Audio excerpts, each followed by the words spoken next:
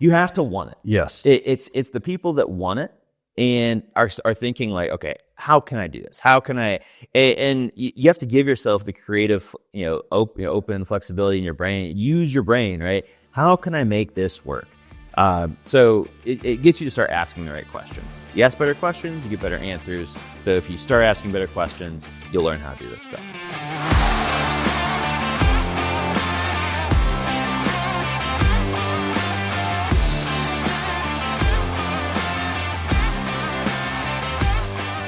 Welcome back to another episode of Beyond the Norm podcast. I have the privilege here of having Danny Nicolino. We've been trying to get this together for a few weeks at least. Weeks. I mean, we talked about it about months ago. Actually, probably last year I think we talked about it. So finally making it happen here at Domer headquarters. And excited to talk real estate. We met in a meetup probably 6-8 months ago. Yeah. I'm terrible at timeline. So I mean, honestly, I think it was a while ago. Yeah. Might have been longer, but another local real estate guy and talked to your partner in one of your businesses, Kyle. Yep. He's been on the podcast before. So why don't you just tell us a little bit about you, your story, your background, how you got into it? Yeah. Well, first off, thanks for having me on. Yeah, appreciate it. Yeah, I love doing these. These are super fun to do. I love sharing audiences. That helps a lot. I mean, lately my backstory is buying houses and making babies. I like that combo. No, my wife and I just had our first kid. Yeah, so congrats. we're super, that's like life changing. It's like a part of my identity now. Yeah. Right. Cause it's before, like literally 6 months ago, almost to the day, that was not part of my identity, my backstory, who I was. But now that's like everything. So like my whole, I don't even know what to say now. Yeah. Major life change. It's a major life change, but it's awesome. I mean, I got to say, just to start there, like whenever Noah, that's my son's name, when he first, came out into the world, it was just like, how do I take care of my baby? Like, it's just like, what is this? Like, and I felt an attachment, like a protection, like I have to make sure this baby stays alive. Like I have to protect it. But like after the next month, 2 months, 3 months, it starts to become more and more like I have this attachment. And it's like every day is more and more and more. It's way different for the mom. Like they're like super attached day one. But I mean, obviously I love him from day one. It's just different. I feel like for the dad. So that's huge, right? Like that's a big life change. But on the real estate side, I mean, my wife and I, so we started this business together back in, 2016, 2015, somewhere. Like, well, we at least tried to start it. And so that was because when I say tried to start it is, I mean, really, we knew nothing about real estate. I mean, we both went to college. I went to school for mechanical engineering. She went to school for more of a marketing degree. And then actually, real estate was not our first business we tried to start together. We first tried to start by buying a bunch of products. Like we had yoga wheels and wooden cutlery, and we tried to sell it. We tried to sell it on Amazon. We tried to sell it at craft shows because we got sucked into this YouTube, like, how to start a business, right? Just go buy a bunch of stuff and sell it and it'll work no matter, it's just like, so we tried that route. We shipped a bunch of stuff to like Amazon's warehouses and started paying exorbitant amounts of money, just trying. So like, we're like, this is not good. This is losing money. Like this is, so I can't say that business totally failed. I mean, the LLC still exists. Now, did you have a job while you were doing that? Yeah. So we graduated. So we started that before graduating college, I believe. And then we both graduated and we tried to like get that rolling. We tried to make that work.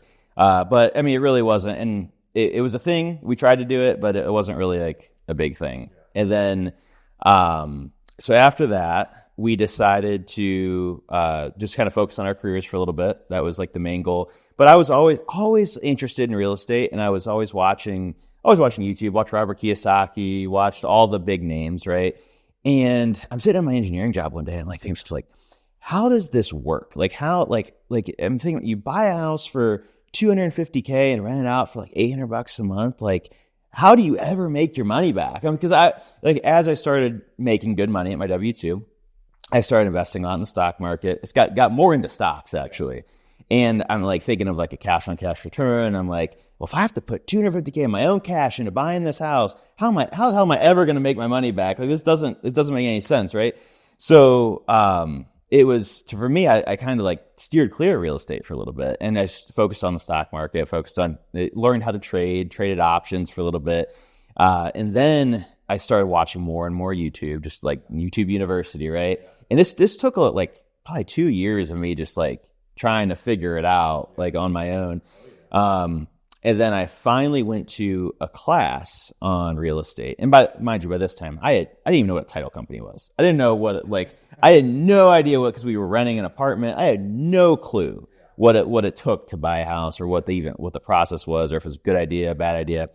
So I took this class and I learned it was like drinking from a fire hose. And I was like, holy crap, like this is a whole new it's world. A whole new, right. It's like the just total epiphany moment. Like just, so I'm like, okay, like now we have to do this. Like we have to do this. And so my wife and I went to like the first, was it a local class or like, so it was travel for it? Yeah. So both. So the first was like a day and like it was like free, you go to their little workshop and they give you like the intro, sell you the dream kind of thing. And I mean, it was true, but I mean, for most people, they probably never did anything, they didn't take action. But that was really cool to start. And then we went to like a 3-day thing. We did travel for that. And I ended up buying like a bigger package of the program, and it was expensive, but it took me from knowing I didn't know what a title company was, right? It took me from that to being able to do my first, I think it was like 3 or 4 deals in year one, just like very quickly, right? And it was not just simple buy it cash or even hard money. 2 of them were creative finance. One of them was no money down. Like it was because I had a mentor through the whole program who taught me owner financing, creative financing, taught me about private money. So you skipped a couple steps. I mean, it literally having a mentor and buying and using education, as long as you take action, all it does, sure, it costs money, but all it does is shortens your time horizon from, it reels everything back in. You know this, I know this, but I think a lot of our viewers, that's a little bit of it's hard to take that step and pay a few $100s or a few $1,000. Yeah. Tell me about that. Like the mindset it took to, how easy was it or hard it was was dish super out? hard, especially like just graduating college, just, I was making good money, but like not that good money. I mean, the class I bought, like the big one was like over $20K. Yeah. And it was not just one class. It was like 5 classes, 5 3-day events, and I had a mentor and all that. Like it was worth it. Just like that's a big chunk. But it was $20K for someone who, I mean, I'd never seen $30K in my bank account at one time, right? It was like this is like everything I have plus a little more. I was stretching myself to buy this. You took a leap. That's awesome. Right. But it was worth it for me because we were able to leapfrog a ton. And like literally year one, we had our first few deals. And like our first deal was a house hack. Bought a triplex, lived in 1 unit, rented the other 2 out. So live for free. So went from living in an apartment to living for free, which was immediately from having both of us having W-2s. So we have 2 incomes, no mortgage, no rent, right? So that was what really set us off good. And then after that, we were able to do that owner finance deal I talked about. And I was doing more than I really knew what I was doing then, because I was posting on Facebook before I knew that was like a big important thing to like market yourself. But I just did it because I just posted on Facebook at the time, and I was social media. I was into social media, so I just made a post. I'm like, hey, I'm trying to buy houses, whatever. And I think it was my uncle or my uncle's friend. It was my uncle's friend who I bought it from, but I don't know if my uncle or him I don't know how I would have had him on. I think it was my uncle that connected me, but. Regardless, he was moving out of state, had a rental, didn't want it anymore, so he's willing to owner finance it to me. 0 money down. I had some sweat equity. From a Facebook post. From a Facebook post. That's what so many people like. Second deal. Yeah. I mean, you already hit, like, you took action. And I want to hear, like, I want to pause you for a second. Sure. Like, you tried the Amazon buying stuff business. Yep. Didn't work. How was your mindset from like how did you and your wife, because I could see that. Like I did some other stuff and like around, and my wife's like, that's like, how did she not just shut it down? Be like, no, we just need to go work, have our jobs, and do the normal thing that the Matrix teaches you. How did you keep that mindset of like, we're still going to move forward and try this thing with real estate? I think we're just crazy, honestly. But no, I mean, let me think about it. So that's a good question, because that business did not do well. But I think what it did teach us, though, was the possibility of it doing well. Because really, so I didn't go into this detail, but what happened, we accidentally made like this coupon code that we were going to share with like some family and friends or whatever to buy, just to get rid of our inventory that was sitting at the Amazon warehouse. And we made this like coupon code was like 90% off or something. And we were selling at a loss, right? But we just wanted to liquidate without paying the extra fee to like get our stuff out. So we did this, and somehow this code like got released to like the internet somewhere. And I don't know if it was a backdoor deal on Amazon or something. I don't know what the heck happened, but there was one day I remember I was in the gym and I'm like, whoa, we got $2,000 worth in sales in a day. And I'm like, what is going on? And I like called my wife. I'm like, what'd you do? We're making money. We're rich. I'm like trying to like figure out what's going on. And then she's like, yeah, I think that's the code and this is bad. Like, but like, although like really bad scenario, right? Like, no, we were going to try to get rid of that stuff anyway. So it wasn't the end of the world. But in my head, I'm like, but it works. Like seeing my account do that, I was like, this could work, right? I'm just in the wrong. I just didn't do this right. Yeah. You so stayed like, positive, kept that there's still something, there's something bigger, there's something more. There's something more to this business thing. And we like from day one, neither of us wanted to work forever, like, have the full career W2. Like that's not like our end goal, right? Neither of us really wanted, we didn't know how we were going to make that happen, but we never really wanted that. So, and it wasn't like we didn't say that necessarily, but it was like that. It was kind of like the unspoken, like our goal is not to work till we're 95. like we want to live our lives and have fun. So like, it just so happened we had found the real estate class and we went together and we're like, we're doing this. Like it's awesome that you took that leap, because I think the first main big one I spent, it was like $3,000 or $4,000. And I was like, I've never spent this. I've spent $500, $1,000 on a seminar or something. Right. But $3,000 or $4,000 to go for 2 or 3 days and think you're going to, it's massive. It's a huge investment. Because one, I know I can't remember the exact quote, but basically, if you don't put your money up, like you can go to so many free things, and if you have it's like not having accountability. It's like, well, I wasted my time here. But when you actually put your money where your mouth is, and then to take that action, take those leaps, like you're like, well, I need to do something with this, and it I think it's that extra kick in the rear to like do something with it then. And for you, $20,000, that's a huge leap. We had to do something. At that point, it was not an option. Like I had spent most of the money I had sitting in my checking account, and I left some just to pay the bills, right? And then we put some on a credit card. Like, not saying that's great advice for anyone. No, I did my first flip. It was owner finance, and I put the whole renovation on a credit card. Exactly. Now I knew I had money coming shortly to get that paid off. But it was like, that's how I did it. And it's okay. You figure it out. You figure it out. But like, we did that, and it was like, it was a struggle, right? I mean, the first few months were like, buyer's remorse, right? Did we make the right choice here? But like, we were hyped about it. Like, we're all jacked about it. And we fortunately got into a great group. It was a great, it was very helpful. The mentor we ended up picking did a great job. Came out, spent 3 days with us, like in person. He actually he's Ohio, New York, Florida, Pennsylvania. He has like 500 properties all throughout, and like all single family. And but he was kind of like in the area, so he knew the Midwest. Because some of the mentors, it's like a big program. Like there's some that just go all over the country, some that live in other states. I wanted someone kind of local, but it was the most local guy. And I mean, he was just super cool and like taught me pretty much everything I know about flipping, a lot of what I know about private money, a lot of what I know about owner finance, everything I know about owner financing really. And it just, like I said, just expedites your learning curve. So yeah, I mean, $20K, we had to make it work. Yeah. We had to do something. Dropping $20K, renting to 4 properties. Right. Yeah. It was the first 3. It was the house hack, the owner finance duplex, the zero money down, And then it was another owner finance rental that was a triplex.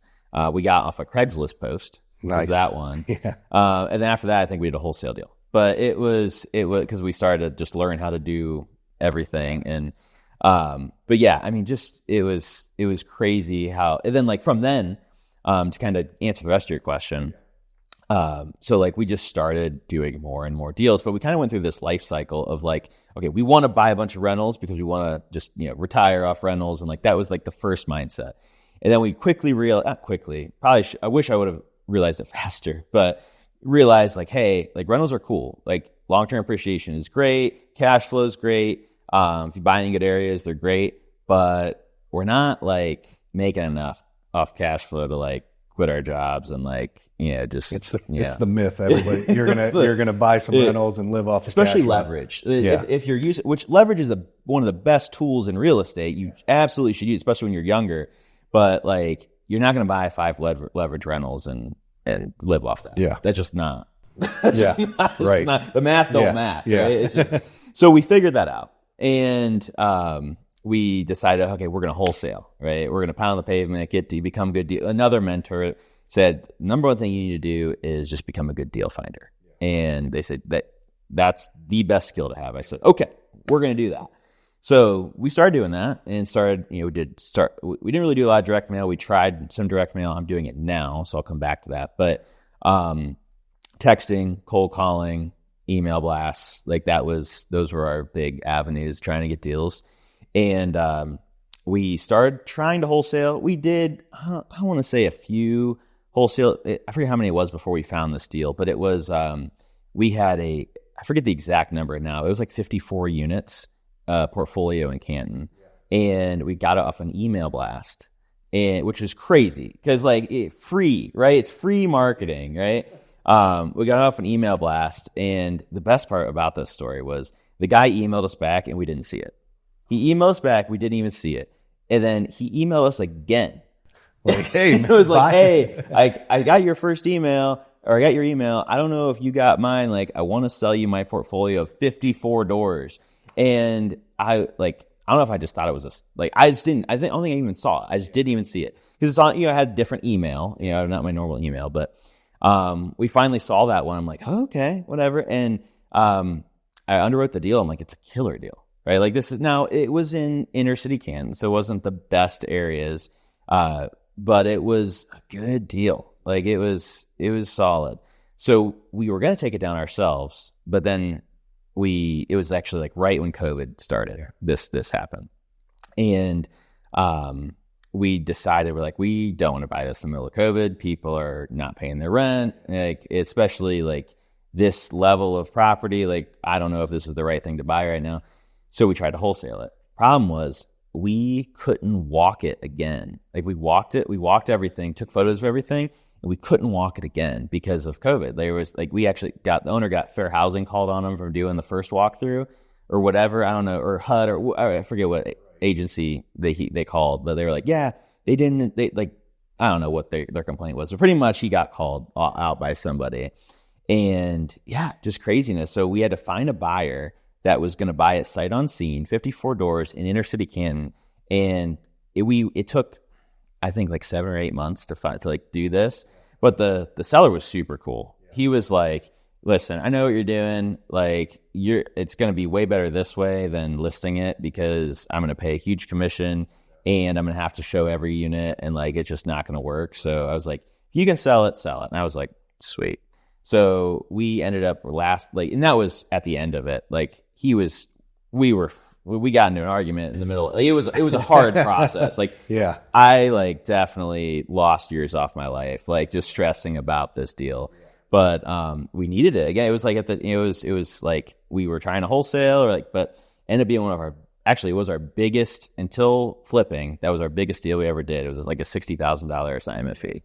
And we shared that a little bit with someone who brought a buyer. We JV'd and found someone that brought the buyer. We gave them a chunk, but it worked out. I mean, that was like our big, okay, we got a chunk of cash now. And that allowed us to really plow money into marketing and just start really scaling our business. Eventually we found out though, wholesaling is a business. Like wholesaling is, it's like day in, day out. It's work. It's a grind. And you have to either start hiring it out or automating or both. And it just wasn't giving us like what we wanted really from the amount of time we had to put into it. And I'm sure if we had stuck to it, we probably could have ended up making it work much better. But we decided to pivot to flipping. And that's kind of what we're doing today. And we're flipping a lot more now. And I'm very happy with our strategy. We still wholesale. If we get a deal that we don't like, we'll still wholesale it off. Or don't like, maybe we have too much going on, we'll wholesale it. And we still buy rentals. We're still building our rental, but we sold off a lot of them that were in like the not so good areas. And now we're just buying in the best areas, just the rentals we like, the type of asset we like, and we're just holding those because we know long term they'll pay off. Appreciation, rental increases, the inflation's going to pay down the debt. Yep. Like that's the great things of real estate. That's the route long term. So we're being picky on the rentals, but everything else is flips, and that I'm sure will change 5 years from now. But that's our strategy right now. And now is flipping your full-time gig? So short answer is no, kind of. So let me kind of dive into that a little bit. So back when we started wholesaling, because it was so time intensive, my wife quit her job because we needed the time. We needed it was either shit or go off the pot. Like it was like, we need to run this business or one of us needs to quit our job. Right. So she quit her job. She was making less and she had the time and she hated her job more than I hated my job. Yeah. So it was easy decision. It was an easy decision, right? Like if it had been she like loved what she did, like that would have been a different story, but she did not at the time. And so she dove into the business, which I will say it's very tough to be like on your own entrepreneur, like building your own schedule. Like people think it is like they put it up on this pedestal as like this super sexy work for myself. Like this is cool. It's super hard. Like it is a super hard thing to do because just being consistent, scheduling your time, staying motivated, like that is a very tough thing to do. Yeah. It's very easy People to fall. Don't realize. Yeah. Fall into the trap of sleeping in a little bit longer, playing with the dog a little longer. Like it's just hard. So we kind of came to a good balance where I was still at my job. She's running the business and it was going really good. I ended up switching jobs to a much more flexible style business where I was able to, kind of have some more time to focus on the business while still make a good income. And that's kind of where it's at today but like now having a kid though, it's going to turn into something else. Yeah. So, and a ton of people do that. Yeah. And that's one thing I love about real estate is there's so many options. There's some people that just do rentals. There's some people that flip. There's some wholesale. Some do a little of both. And there's a lot of people who have, like I was telling a guy today, he's doing his first rental. He's got a second one lined up. He's like, yeah, I don't know if I want to do as much as you're doing in it. I said, you don't have to. I said, if you have a job, if you keep your job, you like your job, right, and you just get a couple rentals, like that's a huge advantage. Or you invest into some deals of somebody else's rentals. Like that's you're getting all the benefits that you were talking about earlier, appreciation, depreciation, tax, depreciation, especially. Yeah. That's like the secret sauce. But you're exactly right. If someone can stay at their job, I always tell people if you make good money, my cutoff is like, if you make over 100K a year, try to stay at your job, at least in 2024, right? If you can make over 100K a year and not be a total slave to your job and not work 12 hours a day, if you can work 8 hours a day or less and make over 100K a year, probably stay at your job and build a business on the side, because for most people, that is going to work out better in the long run, I think. Whereas there is a small 20% of people that would probably do better just quitting and jumping in full time. But like you have to hustle, you have to grind, your lifestyle is going to go from this to this. Like you have to be okay with all that and be okay with a ton of sacrifice for a much bigger reward, for sure. But if you're not okay with your younger years or whenever you're starting and sacrificing a lot, then you kind of have to just build it while you're still working. And I think for the majority of people, that's the best route. And whenever your business, like now, if your business is snowballing and making a lot of money, ideally more than your W-2 job, and you can just keep banking your W-2. Yeah. It's not a bad place to be. Yeah. So obviously at some point you have to take back your time Right. and do the right thing, but for you and your family and whatever makes the most sense, but financially too. But I think for most people, that's the best route to do it. No, I would agree. It also teaches you how to build systems and not just trade a job for a Yes. job. That is the biggest thing. When I see it honestly pisses me off because people will say like, yeah, just, quit doing this and do this. Like, that's great. But did you just trade a job for a job? I have tons of friends that quit their jobs to become real estate agents, and they think they're like an investor or whatever. Entrepreneur. They're entrepreneur, right? And it's like, no, you just trade a job for a job. Even a lot of wholesalers trade a job. You might be for a working job. more, They're probably more for working less. more and probably making less money, right? Yeah. So you get big rips here and there. Selling yes, big you out, feel but- like Yeah. it's feast and famine. Yeah. Yeah. No, I agree. I think it's there's a fine line, but there's a lot of options you can do in between, and For sure. it's just finding that niche that works for you. But it's taking action on it and doing it. So want to switch gears a little bit, and kind of get your take on like I don't ask. I like to dive into mindset stuff and try and inspire people to like somebody that's listening that is like, well, I hate my job and I think I could go do that to get off their butt and do it. But also I always find it, we just came through an election. Oh yeah. Pretty controversial one. It was. And just get your take on where you think the market's going. Cause even if somebody's listening, they're like, oh, I don't do real estate. I don't really care about the house. Well, everybody cares about the housing market to an extent. It affects almost Because if they're renting, are they worried about their rent going up? You got to live somewhere. So just in general, like what's your take on the state of the economy, the housing market specifically, where it's kind of going? Yeah, absolutely. No, I love this. And we're not holding you to it. Like no. I love hearing. I left my crystal ball in the truck. Yeah, Go grab it real quick. Let me rub it. So I mean, to be honest with you, it's there's a lot of data out there, and it's really tough to make a prediction, right? But I think the yield curve just uninverted. Okay, so that is a sign of a coming recession in the next 1 to 3 years, roughly. Happened almost, I think, every time in history. I think 9 out of 10 times. Yeah, so it's pretty certain that there's going to be some sort of potential recession. Now, could it be a technical recession where it's like it's a recession, but it's really not? Very possible, right? And you could also have a very short recession. But so that will likely happen. Now, I think it's going to look a lot different in 2025, 2026, just with the advent of like AI and a lot of these different, just even in crypto.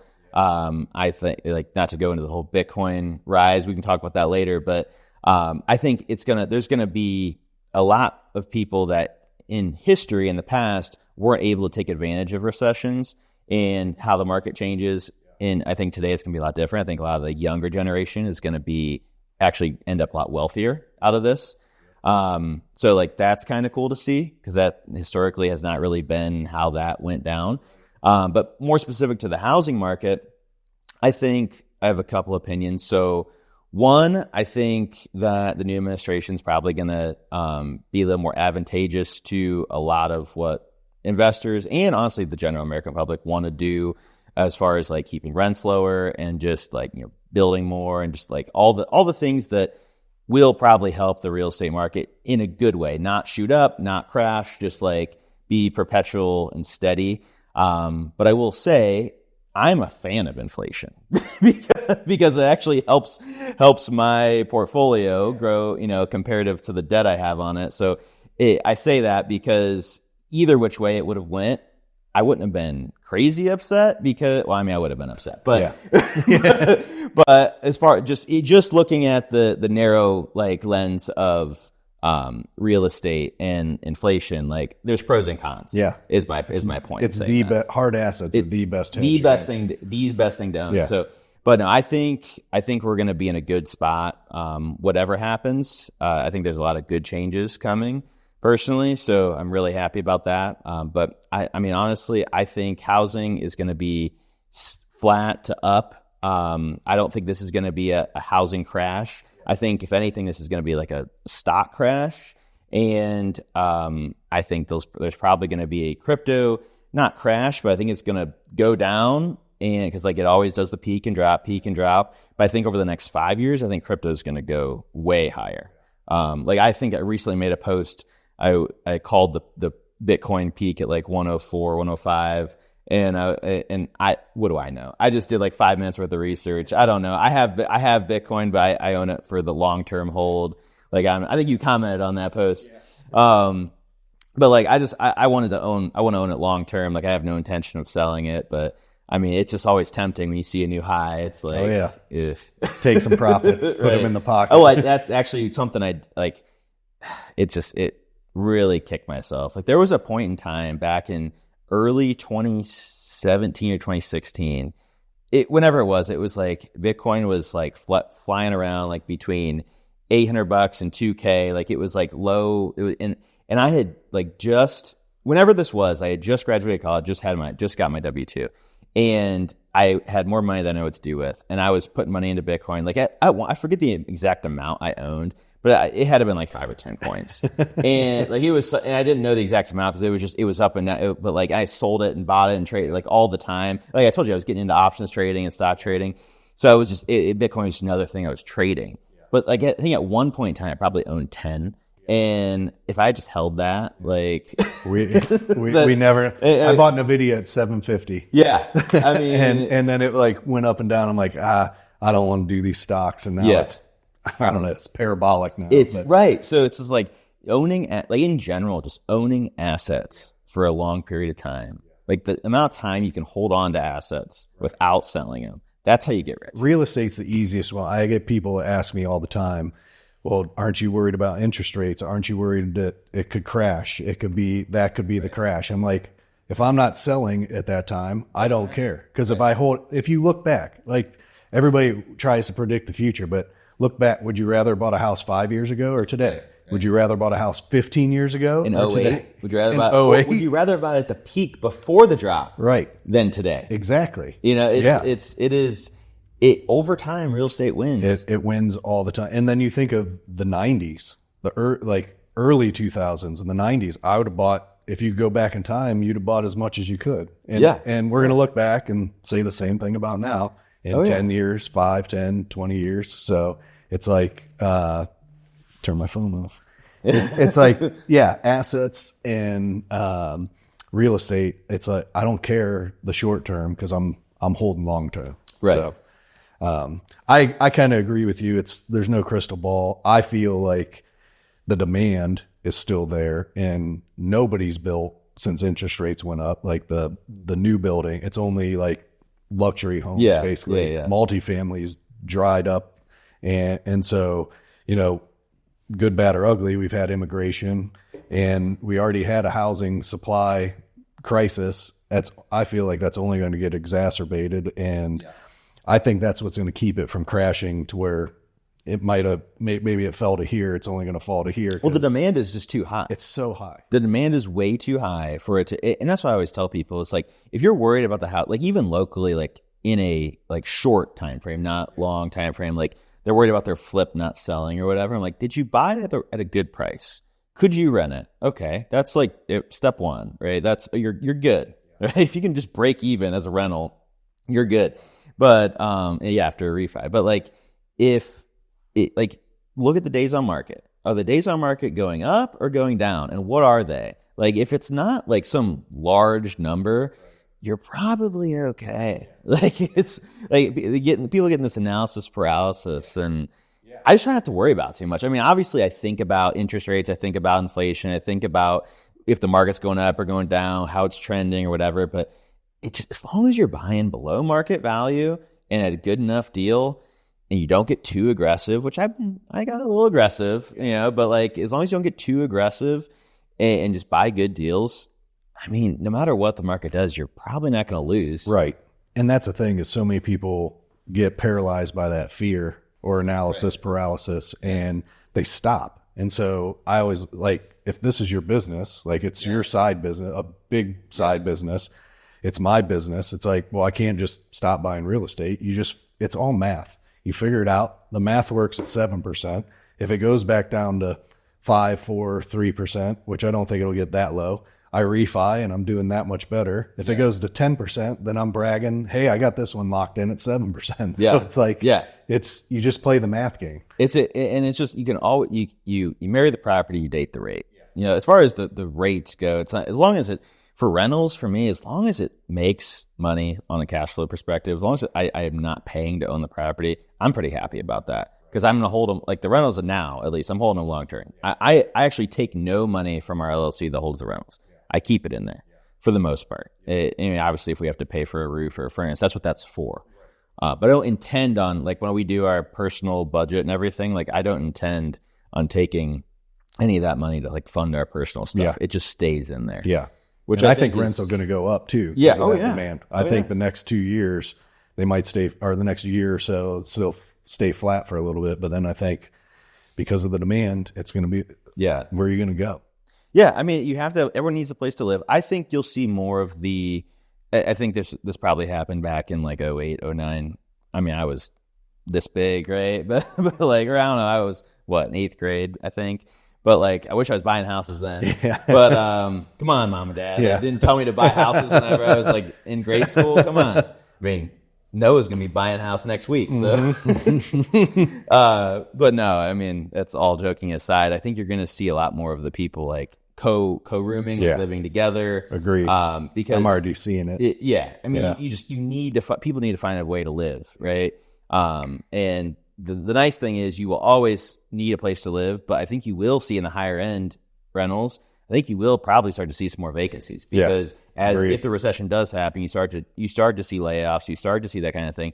The higher end stuff is the first one to go. Yeah. So they go down to Bs. Yeah. The Bs go to Cs. Yes. Yeah. Yes, exactly. So like, I mean, I target B areas and C plus. Like that's like that's where I live. Yeah. Workforce housing. Right. Yeah. Anything above that, I don't really focus on because it still appreciates, but it is not, it's not the high end stuff that people are going to move out of whenever stuff hits the fan and it's not good. Yeah. Yeah.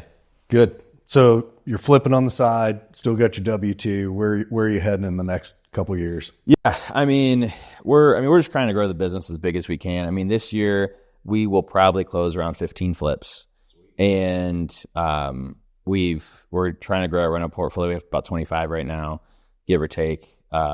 Just sold one, but that's probably going to go from 25 to 50 in the next 2-3 years. We're trying to keep growing that. Flipping next year, our goal is to hit 25. Sweet. So, like we're set up well for it right now. We're doing 8 right now. Yeah. So, I mean, it's going to be a trajectory. We're just going to try to keep growing that as much as we can. We'll see how long I stick on my W-2. I mean, it's flexible enough, and I get time off when I need it, and I'm able to just keep snowballing. Right? I mean, one of my mentors told me stay there as long as you can. Because you can just snowball the money, just keep it coming in, and then I'm the business is running. Yeah, it takes the pressure off that too. It's right. I mean, I have GCs. I have my wife's helping out. Like obviously it's a lot of work, but I have a system, right? So it's not like I have to go swing the hammer on all 8 flips we have going on right now. Like that's not that. There's no way I could do that without just not sleeping, and then I want to see my baby, right? So. But yeah, I mean, next year we want to hit around 25. That'd be ideal for flips. And then, I mean, just trying to grow those businesses as much as we can. Eventually, we'll probably step back from the flipping. I mean, if it becomes like completely automated, I may never stop it. But I think there will be a point where we just won't need any more of the active income. Scale that back. And we'll probably scale that back to something very easy, whatever level, it just becomes super easy to manage. Not so much a target like dollar revenue, but just like where is it the easiest to manage? Where is it the most profitable for the time I want to spend into it? And wherever that sits is where we'll probably like kind of coast for a while we start investing in a more once we have the money, we don't need any more, in theory. Like everyone, yeah, sure, you can go make more money, but like I want to jump into something bigger, right? I want to focus on, so like flipping houses is cool, but I probably want to flip something bigger. There's like people start, like there's a lot of people on the internet that like flip cars or flip, just like couches is one thing, and like but you can flip anything, right? And you buy something below what it costs, add some value to it. That's manufacturing in general, right? It's anything, right? So whatever the widget is, doesn't matter. So, but the bigger the thing, typically there's bigger profit behind it. So if you can sell a higher ticket item, you can usually... You thinking like a 10-unit building or something like that? Yeah, I mean, we're already looking at apartments. We actually bought a small apartment, but it's so yes, I mean, potentially some larger multifamily, but I don't know, maybe just businesses. So like that's kind of where I see myself going, just from a like who I am, like trying to invest in either a business that's already started, or buying a business, making it very profitable, and then selling it. Just bigger like multiples there, right? Yeah. There's bigger multiples on businesses, and I think that's something I would like to do, because I love just solving problems. I love solving problems. I love the growth side of it. I don't really like starting it from zero, right? Because it's just like, it's tough, and it's just a lot of... I'm too old for that now, yeah, too. I mean, I'm too old for that. Like, it's just a lot of legwork. But I mean, if I could take a lot of the capital I have and start investing into some businesses that are trying to scale, and I can help, like kind of like a mini Shark Tank almost, right? But like, but not the same thing. Yeah. Like actually own it and like, help it grow and then sell it. Yeah. With the you like creating. Yes. And I feel like that's exactly what a lot of, not just real estate guys, but entrepreneurs in general, we like to create. We get bored if we're like not creating, and sometimes if you're not careful, which you've built out systems and processes, I've done that. I'm not as good at that, but I have people that help me. Sure. It's important. We'll get bored and we'll break something just to try and fix it again. Yeah. So I think that, but with those skills, I think you can take them to, okay, real estate's real estate. And that's why I always say, like, okay, you can flip, you can own rentals, you can develop, you can do storage, you can do, like, it's a business when you treat it like a business. And so you can just take that skill set and kind of that framework. It's not as easy. It's easier said than done, to go, well, I'm going to buy a roofing company if I know nothing about roofing. I mean, there's definitely you have to know a subset of skills I can take over there, but yeah, it's that drive of just wanting to create value. And it's also having, I mean, I'll just say it, balls to go do something. And that's what I just wish so many people would just like, I remember it for me was like, I don't, kind of like you said, you said you and your wife knew, I just don't want to work here the whole time. Like I had a business early on, went down excavating, and like during 2008, it was like, and I didn't have all the structure and the backbone and everything at the time. I was just like, well, I need to go work. And so then I went and worked, had a great job, and enjoyed it. And then it was like, when COVID hit, it was like really like, what do I want to do? Like everything stopped, and it's like, what do I want to really? And I bought some rentals, but just like kind of dumb. Like I had one that I kept, and then bought one, and I'm like, this is nice, like little extra thing over here. But it was like, there's more to this. And then it was, reading Kiyosaki's book. It was like, I mean, that's like the first book almost everyone needs to read. There's the Bible, and then there's Kiyosaki's book. Yeah, exactly. Or the Bible, then Kiyosaki's book. In a real estate world. Real estate world. Yeah. It's like, it is like, and it doesn't have all the answers. It kind of just sells you the dream. It's exact. It doesn't have a lot of answers. It's just like, hey, here's a framework. Have you ever thought? Correct. And you're like, wait, there's a matrix, and I'm living in it. It gets you out of the matrix. Yeah. That's exactly, that's the best way to put it. Yeah. No, I agree. So, okay. So forgive me, I don't know a ton about your backstory. I'd like to kind of hear a little bit, because you said you owned a construction company, and that was like probably at one of the worst times. Construction company. It's terrible. So tell me about that. Like, how did it go from that to what you're doing now? I would just like to. So I worked for builders putting in gas and electric lines and downspouts.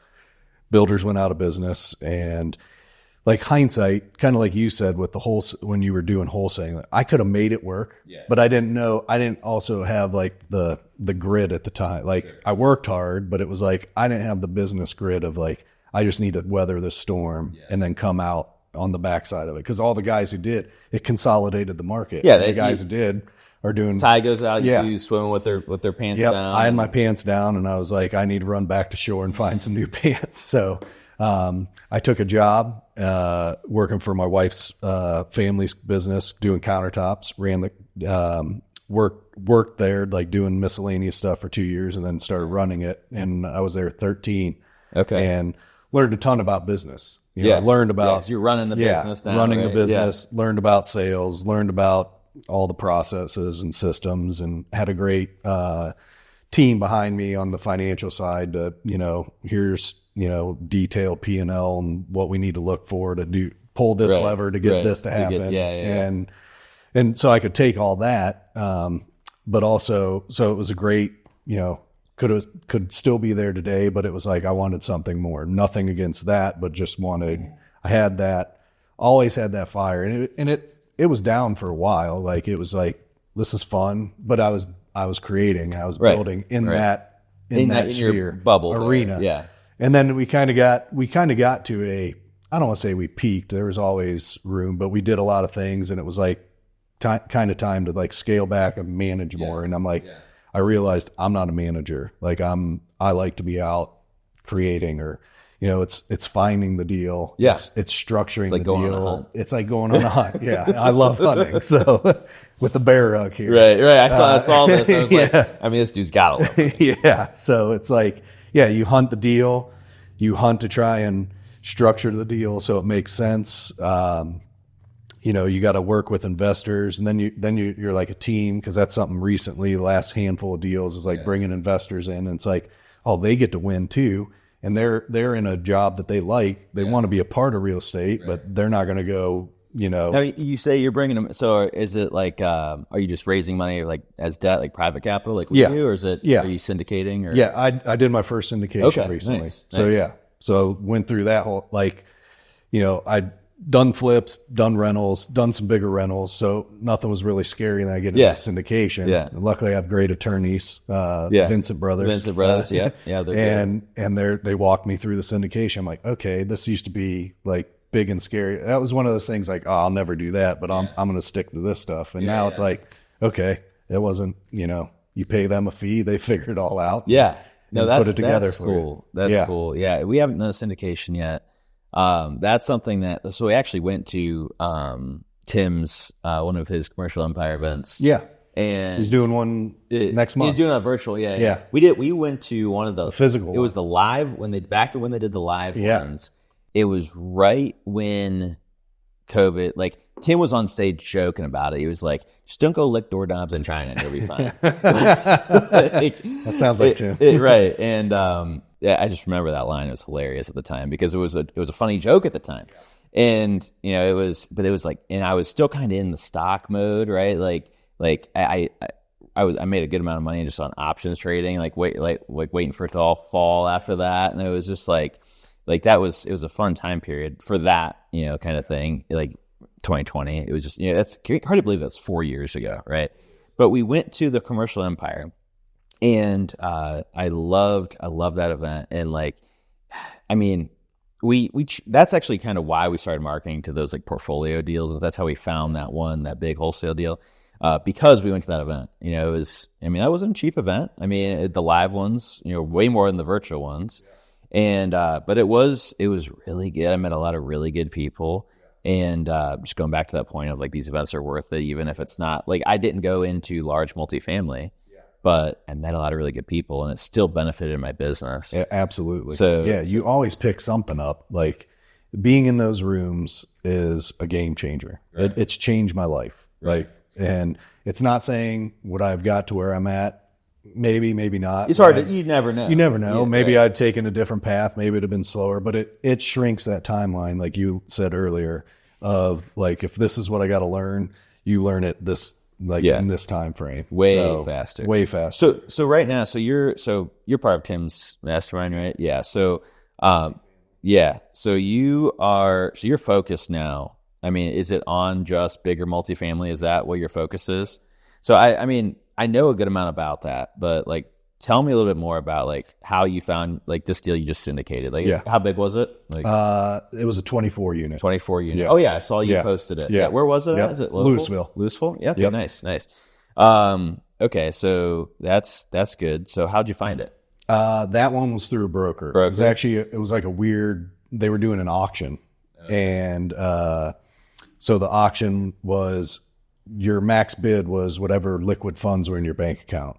So I'm like, well, this is limiting like a huge pool. And there's actually 3 properties. So I actually had some connections from in my group, and they're like, hey, you can use our bank statement. And it was legit. Like you were allowed to, if someone says you can use their bank statement. So it allowed me to be able to bid. Well, it went higher than I was willing to go. One of the properties sold, 2 didn't.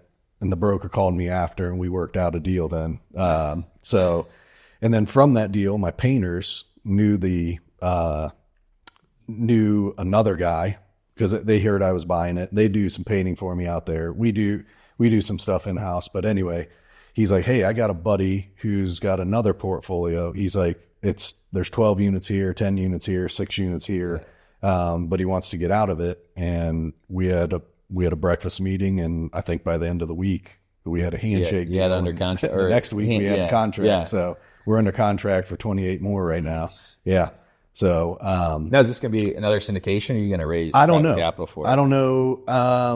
I don't know yet. I'm working through that right now. So I'm talking with the bank, having them take a look at it, just seeing what the financing, they're shopping it, tell me kind of where I'm looking at, and then I'll probably decide from there. So very, very well could be another syndication. So why for like 24 unit, this is like on the cusp for me, right? Because we've looked at a lot of buildings in this range. And for me, it's like, I always underwrite it where I'm just raising private capital, just as debt. I'm just raising private capital just like we do for all our deals. And we can go into like private capital too, because that's a big thing that I think newer investors don't really know a ton about. Which is the holy grail to real estate, raising private capital, because it gives you all the funds you need to fund your deals, and you're not paying these exorbitant hard money rates and all that. So you can get 10, 8% interest only. It's great.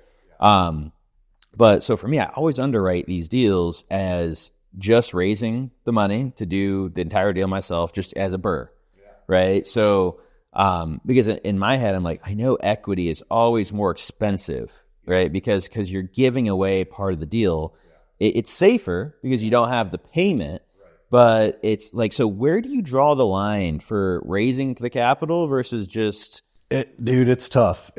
So I did a 20 unit right close to there, and raised a little bit, but put my own money into it. Okay. And I had a plan, but I was being safe. I was playing safe. So I'm like, I put my money in and had another investor. It was a JV deal. So not a syndication, but JV. Not a syndication, JV. And I'm 12 months, 13, 14 months into that deal. And I'm like, everything's working. Like rents got raised. Like some of them not as fast, but we got some other units turned because people moved out, and rents are even higher than what you thought. Than I thought. Yeah. And it's like, I just see the plan working now. So it's stabilized now. It's stabilized. Yeah. It was 100% occupied when I bought it. That's good.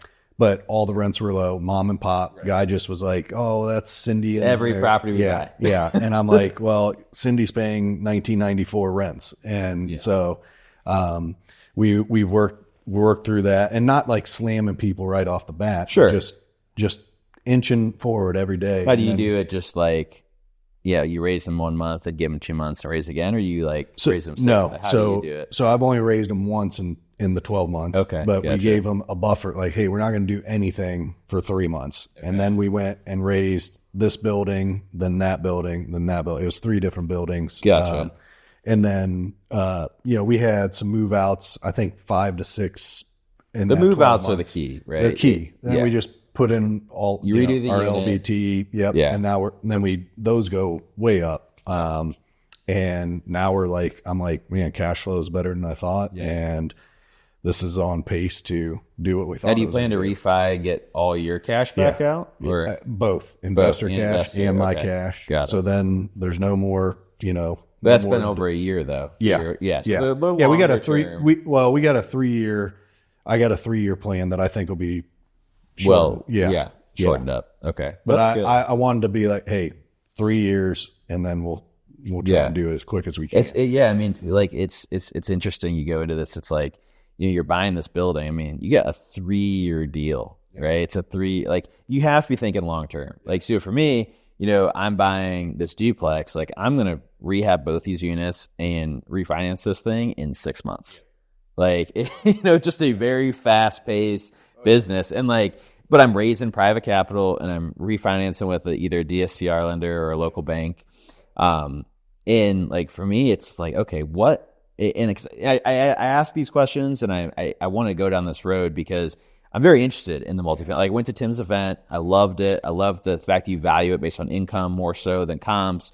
I love that. But it's just, for me, it's like this, like maybe I'm just a speed demon. I don't know. But like, I like real estate because I like real estate because it's slower than stocks, because like you have time to think. But I also don't like something that takes 3 years to do, because like there's so many things that, like, at least I'm in a stage in my life where like 3 years ago I barely had a business. Today, like, my business makes way more than anything else I have ever done in my life. Like, and it's just like I'm in a phase where it's like growth mode. I was with you, and that's like for me, that was like the easy thing. Like, well, I know, and then I was buying triplexes and some quads, and those were bigger for me. But when you, like, this property had a $600 a month. They rented the water heaters. So the water heaters, the guy's like, well, I don't want to deal with those. They rented the water heaters? Yeah, so it was like almost like one of those home warranty deals. Like, I don't know, I never heard of this, but he paid $600 a month, and he didn't own the water heaters. But if one went bad, he just made a call, and they'll come fix it or replace it. So it's like a warranty. Yeah. But I'm like, dude, $600 a month. It's probably not worth it. I could buy a new water heater every single month. Yeah, at least material. Material. And so I'm like, we got rid of that.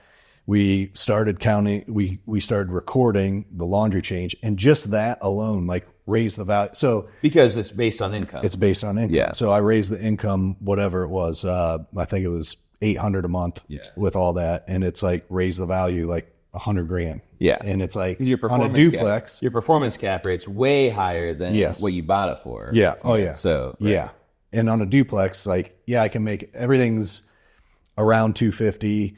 This one's a little nicer, so I can get 225 by putting some finishes in, which is still, it's a great model. And I agree with you. I like I flipped a couple because they fell in my lap. They were right here, local. But when you see that and you're like, man, just recording the laundry change and getting rid of this, and then every $100 you raise it is, X's. And when you raise it 100 across the board, or 50 across the board, it's times 20 or times 24, and then that income. And then when your debt's fixed and everything, it's like you see this, okay. And then you add time, and then you add depreciation. Depreciation, a cost seg. So and we actually did cost segs on our rentals, like just as residential, you're able to do that. It's amazing. The key is being a real estate professional, which, because of how we do our our taxes, and my wife and I, like, we're able to still do it, which is nice, because it takes our taxable income way down. So like, that's a huge benefit. And multifamily is nice because it's such a bigger building, right? It's you're able to use that. So that's really cool. I like that side of it. I feel it's almost kind of like owning a business, though, right? It's like it's like little mini building is like a mini business. Yeah, that's 100%. Because businesses are valued similar. They're on a multiple as opposed to like a cap rate. But like, I mean, it makes, so I get that. And I think it's just thinking longer term, right? Now, is your intention to flip them and like exit, or you want to hold them for for the foreseeable future? A lot of them I plan on holding, refining out, getting everybody their money back, and then just holding them. Yeah, just letting them go. If your refi came in low, would you sell potentially, or just grow? Yeah, like that's a nice thing. Is like, okay, like, worst case scenario, here's an exit strategy. If it comes in low, I can't get all the money out. Maybe I leave my money in, pay the investors, or I sell it because I'm going to be able to sell it probably higher than you're all in for. Yeah. Or I see what the market's doing and just kind of wait it. And like if things start getting crazy again and it's like people are paying crazy amounts, I mean, if rates come down, shrink. When rates come down, I mean, things will blow up. So I just like the options of it. Right. But it's fun. It's that building. It's the same as a flip. It's just a bigger scale. Yeah. And there's little different levers than the flip levers, but it's the same thing. And so that's why, and I like it for the long term. And so that's what I've been building. And it's just sexy too. It's like, hey, I just bought a 24 year. Yeah. Like, so back in, that was like the mecca, and 24 is not even that big, but it's like, when you're buying duplexes or triplexes, it's like then a 10 or a 20 units, like the big mecca. It's just a nice, it's a big chunk all at once, which is nice. Yeah. You don't have to have 10 closings to get a 10 unit like we do. Yeah. Right? There's 2 roofs. Right. Exactly. Yeah. 12 less roofs. Yeah. But you have more transient tenants. You got more, like there's pros and cons. I want to make it anything out to be like this big dream because there's cons to everything. We talk on podcasts. You always talk about the good stuff. Yeah. No, you have 24 people there. Yeah, right. And they argue with each other. Like even in our small multis, like I had people arguing over parking spaces, and I'm like, I can't deal with this. Yes, there's definitely ugly sides to all of it, but that's where we're at now, and it's been fun. I'm enjoying it. Like looking for more of them. And like you got that one from a Facebook post. Yeah. My painter knew that I was buying and hooked me up with that other guy on a 28. And it's like, man, that's when it's fun. You're right. Like, I need this kind of. It just a lot of ours do. Yeah. Like now, I mean, that was right in the beginning, but like now, I mean, actually the crazy thing that we just closed or not closed. I just locked up a deal yesterday on a Sunday. Somebody reached out to me because I post all of my Instagram content like, hey, I saw you on Instagram. I've been following you for a while. I got this deal. I had it assigned to someone else. They kind of fell through. Want to know if you wanted it. I didn't even know who this person was. Yeah. Like never met him before. Like they just, and they messaged me and I was like, okay, I'll take a look at it. And like ended up being a decent deal and we got locked up now. We're going to, close in a few weeks. Like I'm like zero work. And as you start growing, that happens. Yeah. You just get these deals that fall in your lap, which people are like, how do you do all these? I'm like, well, honestly, I don't do anything. But you can't say that because it took years. It took years to do that, right? Years to get to that right. point. Yeah, if you were just starting, that's not going to, I mean. Well, actually, it's crazy. I mean, deals do fall in people's lap. The problem is they just don't know. Yeah. They don't take action or they just don't even know what they're seeing. Because I'm sure people see deals all the time and they just don't know how to take advantage of it. Yeah, if you don't know what you're looking for, you don't know what you're looking for. Exactly. So that's where you start, right? You have to know what you're going to look for and take action. Yeah. Just make the offer. Yeah. Or text one of us. Yeah, absolutely. Right. We'll give you a deal. We'll give you a nice fee or help you do the deal. Yeah, right. I mean, that's depending on what it is. Yeah.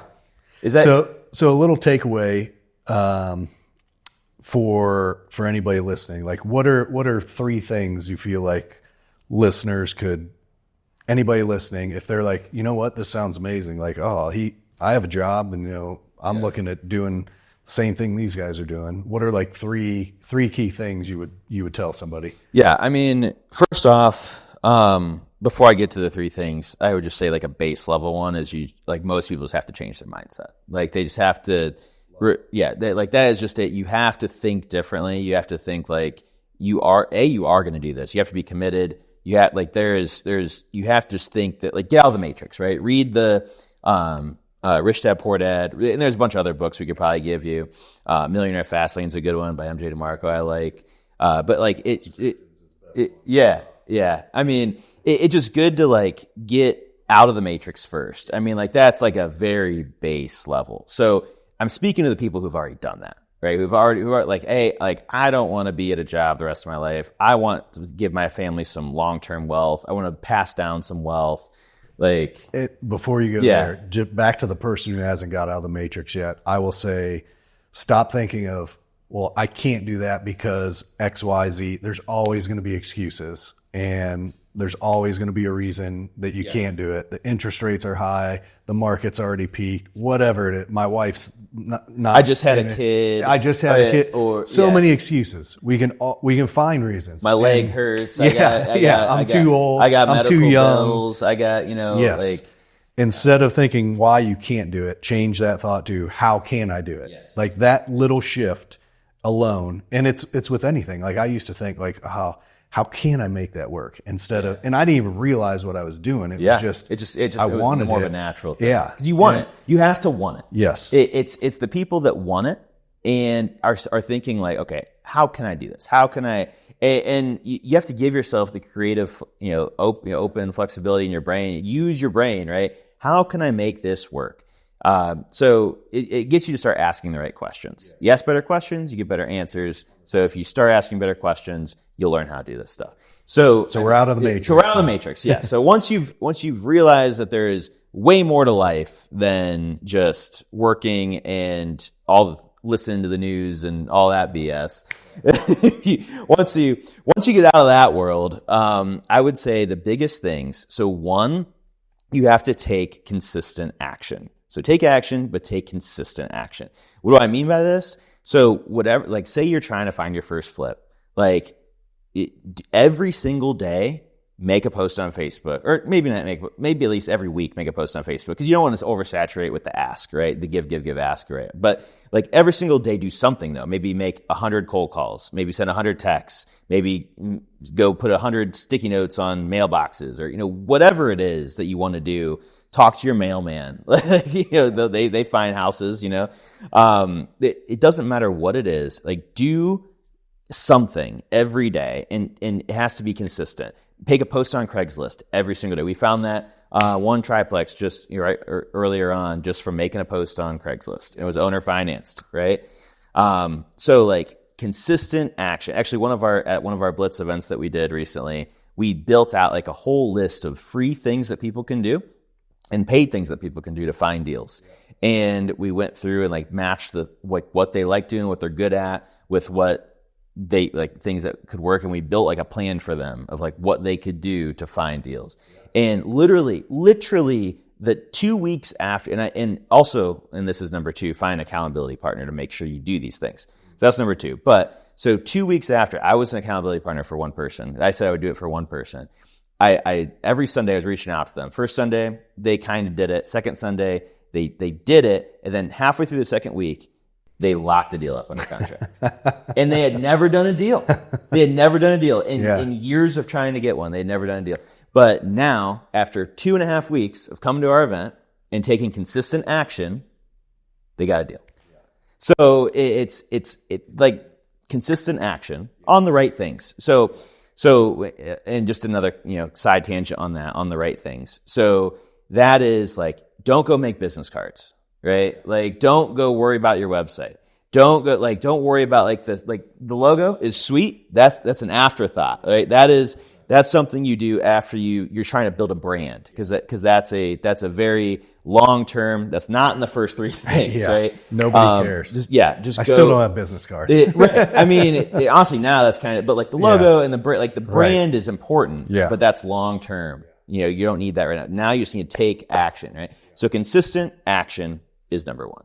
Number 2, I would say find someone that is an accountability partner. So it kind of helps you do number 1, but it also lets you bounce ideas off somebody. It helps you, you grow together. Like I think 1 + 1 = 3, right? Because or even more. Because they don't have to be a business partner. That could be something you want to do, because you can play off each other's strengths and weaknesses. Could be anybody. Ask me about this. Yes. Ask me if I did this. Just ask. And it has to be someone. It can't be someone super close to you, because they're too lax on you. And it can't be someone who doesn't care about you at all, because then they just might not do it or whatever. It needs to be like an acquaintance. Yeah. Someone who you respect and you like each other, but someone that you don't like that much or don't know that much yet. You might in the future, but just someone who you respect enough to make sure, if you go over their house, you're going to take your shoes off. You're going to clean up the bathroom when you you go to your best buddy's house, it may be a mess when you leave.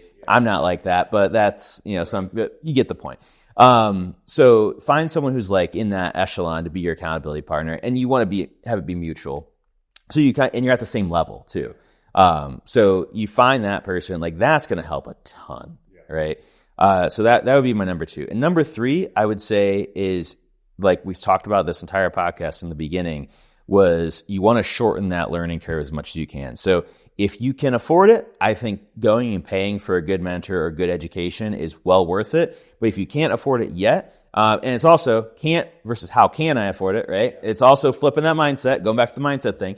But if you are truly, like, you literally have $2 in your bank account, like, okay, don't go spend $5,000 on something. Like, go make some money, like, or go work a job, make some money, like, and then go spend a couple $100 or $5,000 on like our Blitz events are like $400 or $500, like typically. I think list price is like $600. What my point is, for group members, it's more for public, but point is, like, it's under $1,000.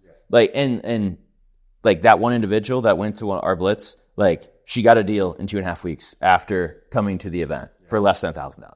So like, I mean, it's going and paying for education that's from a trusted party that is doing what you want to do. Like, my other big piece of advice is, don't take advice from someone that is not where you want to be. Like, if in their field, right? Like I'm not going to go take advice from someone who is 500 pounds on fitness, right? But maybe that person's a really good stock trader. Okay, maybe I'll take advice from them on that. But like, you ideally want to take advice from someone that is who you want to be, at least in that sphere, in the future. So if you can go find a mentor, and typically those people aren't just going to give their time away for free. So you have to be willing, and that's a mindset shift, be willing to pay for it.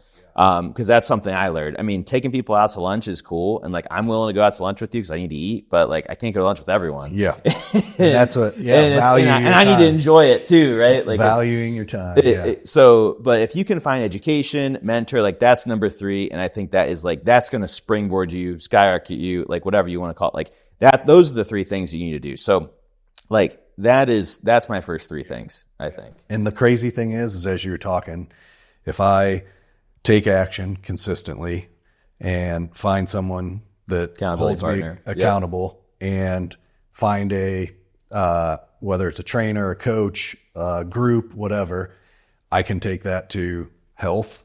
If I want to lose weight or gain muscle or do something, I can do all those things. You're not going to stare at the weights. You're going to lift the weights and do them every day. You can apply it anywhere. Exactly. Yeah. Someone's going to make you show up. That's your train, and then a coach, not just a trainer, but like a coach that's actually going to like do the right thing. You know, like give you the accountability and push you. Yes. And so what I want to make a point there is just, there's no secret sauce to this. No, like, there's not. To flip 15 houses or 25, to buy multifamily, to do anything. There's no secret sauce. Like, everybody, I used to think, all right, I'm going to go and I'm going to find that, like, what's that one thing they're doing? No, there isn't. It's not. There's no secret. There's literally no secret. Yeah. You can go on YouTube and you can read books, but it's until you take that first step, you're not going to unlock any of it. I know not. Let's just make an example. Like, I know nothing about, like, name a business, right? Like, let's say, or the countertop business, right? Like, obviously I use them for my real estate, but like, that's all I know. I don't know how to make them. I don't know anything about that. But like, if you told me, like, gun to my head, like, you need to build and run a profitable countertop making business in the next 2 years, or I'm going to pull the trigger, like, I would do it, and I would do those 3 things. Yeah, exactly. Like it's not a hard concept, but it's really, it's step one. It's the action breaking the mold that people typically, and people get lazy. And I'm a big lifestyle guy. Like, I love going on vacation. I love traveling. Could I be 10 times further in business if I didn't do all those things? For sure. But I also enjoyed my life quite a bit. Like, if today was my last day, I wouldn't be happy about it, but I'd be content. I've done a lot of stuff. Right. You know, like, I've lived my life more than people 3 times my age. And I think that speaks volumes to what this business can do for you. Right. Yeah, that's a huge thing. And I'm going to have you back, because like, I was just thinking of like all the things that go along with once you start it, like what do your friends and family say? Because well, doing that's more. yeah. And then what can it provide in your life now, and all those different things. But I don't want to leave without you talking about your coaching group, because you have, and that's sure. There's no affiliate here. There's nothing. No, but I just want to promote that. I appreciate it, because you guys do have you guys help take people from step one. That's literally what I mean. So step 3, that's what we do. So Round Town Go is our so my business partner Kyle, who you had on, and myself. So we run Round Town Go. So it's really, so when I started that, it was what I needed when I got started. That's why I started. It was more of a passion thing in the beginning. It was not. It was really because I was taking too many people to lunch. I just need a more efficient way to do that, right? And transfer the knowledge. But it turned into really helping a lot. Like, we have changed lives. Like, literally, like, multiple testimonials. You guys are selling life change. Like, that was one other one was, you guys literally saved my business. Like these are true testimonials from members that have seen dramatic increases in just their life, in business. So yeah, pretty much it's anyone who's interested in either starting. Typically we like to see for our group, you have already done a couple deals, just because we are best at helping people go from their first couple deals to doing multiple deals a year. Like, that's like our small niche that we are very good at. But if you're just starting out and you have a good mindset, and like you're, just all the things we talked about, yeah, sure. We'll talk to you. You can apply, and we'll get you in. The Blitz events are open to anyone. That's an open forum. So we do, Round Town Go is our paid monthly group. It's a coaching mastermind group. And then we have the Blitz events, which we do 3 of them a year. They're mainly around like finding deals, and then raising money, and then managing contractors and flips and rentals and things like that. So those are like the main, and those are the big 3 pillars of real estate. You got to find the deal, you got to find the money, and you got to operate the deal. Like, so we do our events based around those. And then we have our regular monthly group where we do a ton in. We do our virtual calls, we do live meetups. You just went to the one. Yeah. Fantastic, by the way. Thank you. And it's very local. So if you're in the Akron, Canton, Cleveland area, I think that's like, there's tons of national groups and big things, and I'm not trying to say just join something. I'm not saying you have to join ours, but like, join something. But the benefit that we found for us is we're very local. We have a ton of local connections and resources, which is really where I think our value is. So, thanks for letting me say. I think a lot of the viewers will appreciate having an opportunity to. No, I know a ton of people that have speak highly of you guys, and either been in the group or been to an event. I got to attend that event. Yeah, thanks for coming. Yeah, great networking event. Great people. That's one thing I find is real estate industry is like, there's a lot of good people. There's a lot of snakes. For sure. I've heard. Yeah. Like, I haven't personally dealt, like the events I've gone to, things like that. They're great people. Good people attract great people. The mastermind I'm part of, amazing people. For sure. So, in general, I think that's probably the 80%. 80% are really good people. You got your 20%. But usually that 20% sticks out pretty good. They do. Like, they stick out like a sore thumb. Who's not like the rest? Like, right. You figure it out. But and hopefully it's not you. But no, yeah. In most rooms you're in, that shouldn't be the case. Right. But no, seriously. Thank you again for. Yeah. I appreciate you coming on. I'm gonna have you on again because I want to dive down. I'd love to. Like, I love the stories and hearing, but I'd love to dive down some other paths. But where can people find you? So they can send you that Facebook deal for sure. Right. Exactly.